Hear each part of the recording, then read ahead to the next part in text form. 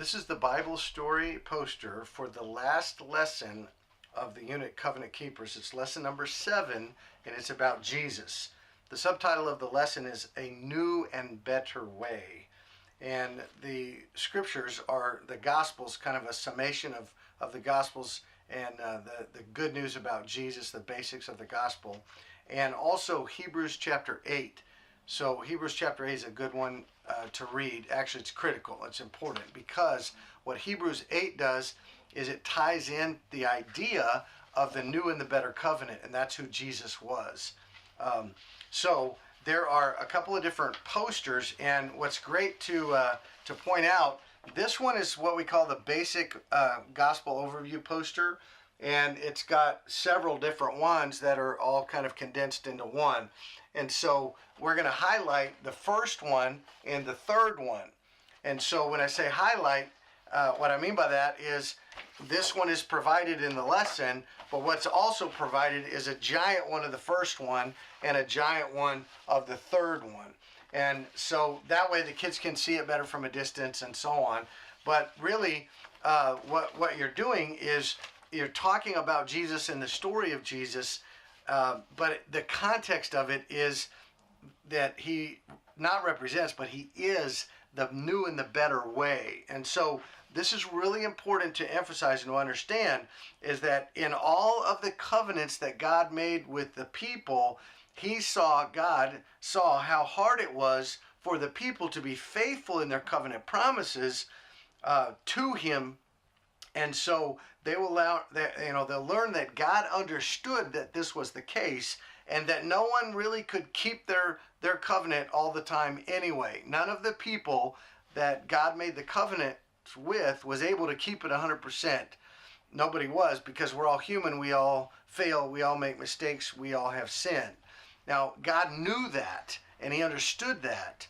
And what's required in a covenant, as we've been teaching through this unit, is that both people keep their end of the deal. And as they do, they become covenant keepers.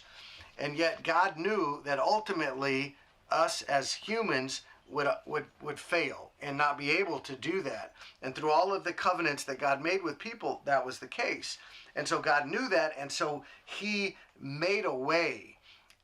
And that way is a new and a better way. The reason it's new and it's better is because God is not only keeping his side of the deal, he's also keeping our side of the deal as well. And that's why it's new and it's better. And it supersedes all of the other covenants. It's new. It's the latest one, but it's the final one. And it's way better because in a normal covenant, it requires two people to make an agreement together, and then they both have to keep their sides of the deal, of the bargain, in order for for whatever to take place. But God knew that people would fail, so he took care of his side, as he always does, because he always does what he says he's going to do. But also, he kept our end for us through Jesus. That's the point of this lesson. And Jesus was the new and the better way. And so he had kept an agreement, and his agreement, but he also kept our agreement once and for all. And that's what's important to emphasize, is there's no need for an additional covenant with God, because Jesus kept our side for us once and for all, and that never changes. And so that's what's really fun. So as you go through the posters and the story, you're talking about, that's the context, what I just described. But then you start, and you could use a larger one. I'll use the small one now for this. But you start with how God knew we weren't going to keep it, so he sent Jesus. And Jesus did amazing miracles and things throughout his life. There's one example when his friends, these guys' friends, the paralyzed guy, lowered him through the roof, and then Jesus healed him. And even though he had never sinned and never done anything wrong, God allowed him to be punished for our sins. And in doing so, after he was dead on the cross, 3 days later, God raised him from the dead as a guarantee of the inheritance that we have, as a promise that we could live forever in heaven with him, and that God would keep that side of the agreement.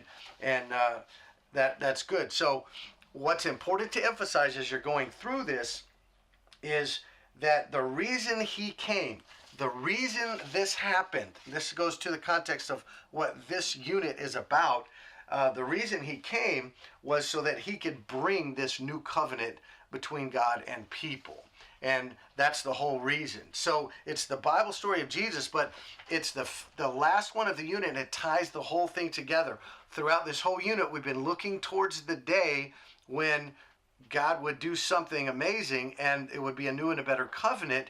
And before you finish, remind them how the initial promise that was first made to Abraham is that through his family, all the nations of the earth would be blessed. And you know what?